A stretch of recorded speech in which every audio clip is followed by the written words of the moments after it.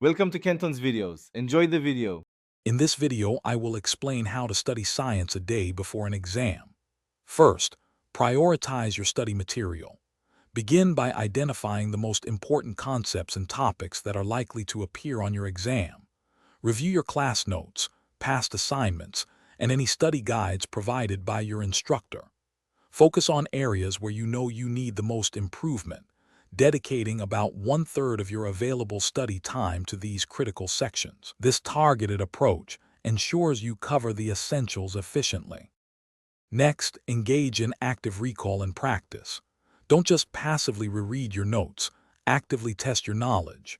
Use flashcards, practice questions, or even quiz yourself by explaining concepts aloud.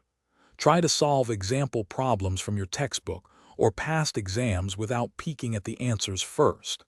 This method helps you identify gaps in your understanding and reinforces what you already know. Dedicate around 45 minutes to these active learning techniques. Now it's time to summarize and visualize. Condense large amounts of information into manageable chunks. Create short summaries of key concepts, focusing on the main ideas and essential details. Drawing diagrams, flowcharts, or mind maps can help you visualize complex processes and relationships. Consider using mnemonics or acronyms for memorizing lists or sequences.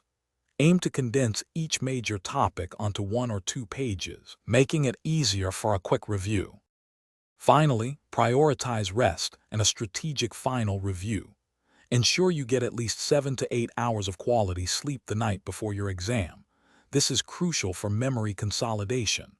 Avoid the temptation to cram new material in the last few hours.